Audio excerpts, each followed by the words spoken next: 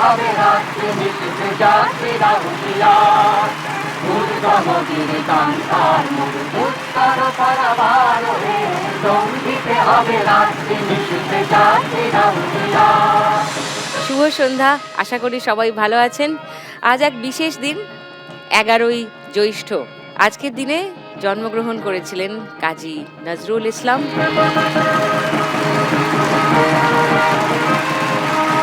আমাদের বিদ্রোহী কবি, প্রাণের কবি, মনের কবি। আর সকলকে ওয়েলকাম করলাম টু লাখ টাকার লক্ষ্মী লাভ সিজন। আজকেও এসছেন 4 জন দারুণ মালক্ষী আমার সঙ্গে খেলবার জন্য অপেক্ষা করছেন। আর করাতে চাই না, ডেকে নিই, প্লিজ ওয়েলকাম।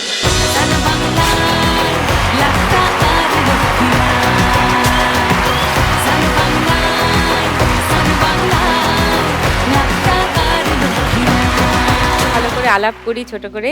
অঞ্জনা, নমস্কার। নমস্কার সুদীপ্তা, আমার নাম অঞ্জনা দত্ত। আমি অশোকনগর উত্তর 24 পরগনা থেকে এসেছি। আচ্ছা, আর আমি শাড়ি কুর্তির এটা ব্যবসা করি।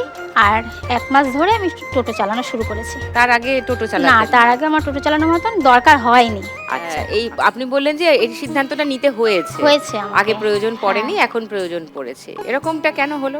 দিদি, আমার এখন মেয়ে আছে, শাশুড়ি আছে, আর আমি আছি। আচ্ছা, আমার হাজবেন্ড এই 1 বছর 1 মাস হয়েছে মারা গেছে।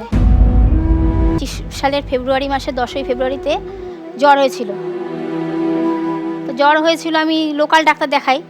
সেখানে দেখানোর পরে জ্বর তার 100 থেকে শুরু হয়েছিল।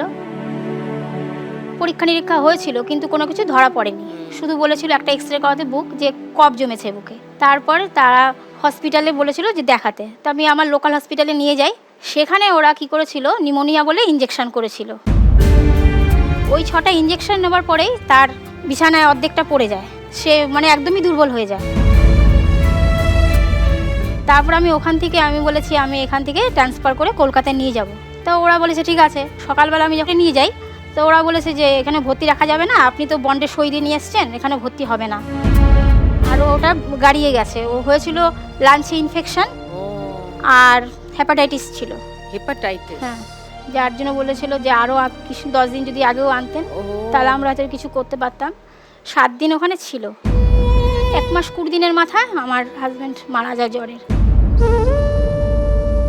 তো তোমার গোটা সংসারের দায়িত্ব এখন তোমার উপর। তা শাড়ি আর এই নাইটির ব্যবসাটা করে শুরু করেছিলাম। ওকে, বাড়ি বাড়ি গিয়ে বিক্রি করো? হ্যাঁ, আমি সাইকেলে করে পাড়ায় পাড়ায় ঘুরে বিক্রি করি। আসলে তুমি টোটো চালানোর আইডিয়াটা কোত্থেকে পেলে? দিদি, আমার এটা দিয়ে হচ্ছিল না। হ্যাঁ, আমার স্বাভাবিক। মেয়ের পড়াশোনা, সংসার, শাশুড়ির ওষুধ, আমার আবার একটু হার্টের সমস্যা আছে। আমার অঞ্জনার ভিডিও দেখাই একটু, টোটো চালানোর।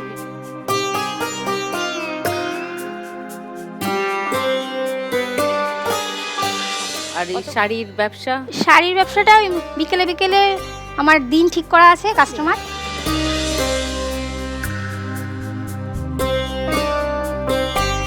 তো তুমি যদি 1 লাখ টাকা পাও কি করবে অঞ্জনা? প্রথমত আমি আমার টোটোর লোনটা আগে শোধ করব। কত লোন আছে এখনো? লোন এখন আপাতত 40,000 টাকা আছে। আর আমার মেটানো যাবে। হ্যাঁ, আর আমার ডাক্তারটা একটু দেখাতে হবে। হার্টের যে সমস্যা, অনেকগুলো রিপোর্ট করতে দিয়েছে, আমি টাকার জন্য করতে পারিনি। দেখুন লাখ টাকার লক্ষ্মী লাভের সম্পূর্ণ এপিসোড সান বাংলার ইউটিউব চ্যানেলে।